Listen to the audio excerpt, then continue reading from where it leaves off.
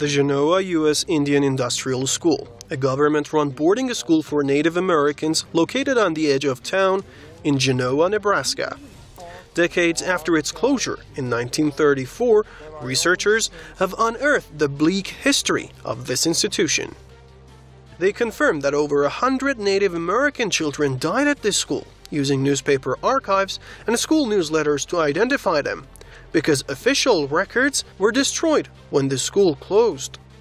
Search for the graves of children is in progress at the site of the Genoa school.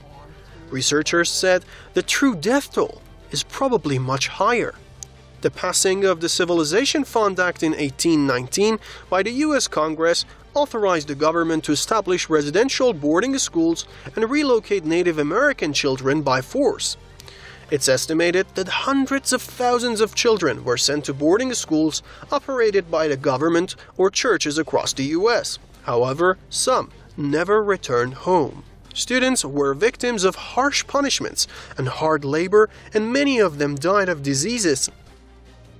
One descendant claimed his great-grandmother was blinded while a student at Genoa, probably by having lye soap rubbed into her eyes as punishment.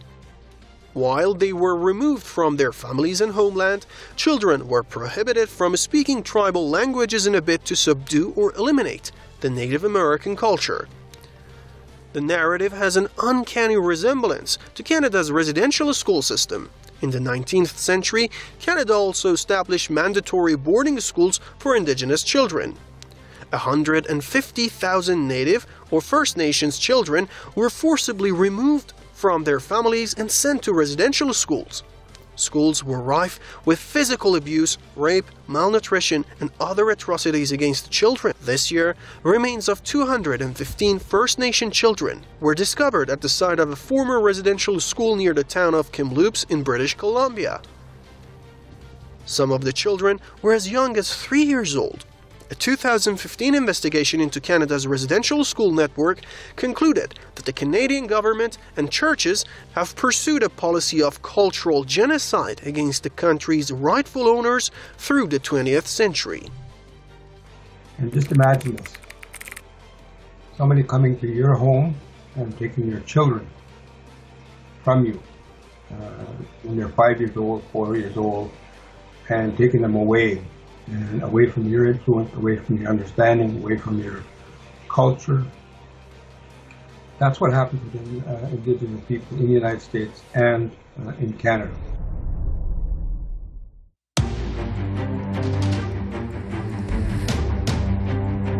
One of the tactics used by the U.S. federal government to destroy the culture, religion, and way of life of Native Americans was the establishment of boarding schools. The discovery in Genoa school is only a tiny part of the immense hardship colonial settlers inflicted on the Native Americans. Back in the late 1700s, American colonies declared their independence from the rule of Britain. That became the foundation stone of the modern United States, a colonial state which expanded from a group of British colonies on the Atlantic coast of North America by displacing and killing millions of Native Americans. When Christopher Columbus reached the Americas in 1492, 10 million indigenous people lived in what is now the United States. By 1900, there were less than 300,000. Another atrocity against Native people in America is the implementation of the Indian Removal Act. In 1830, the U.S. federal government endowed itself with the right to take Native-held land east of Mississippi and forcibly relocate Native people from their homes in Georgia, Alabama, North Carolina, Florida, and Tennessee to Indian Territory in what is now Oklahoma.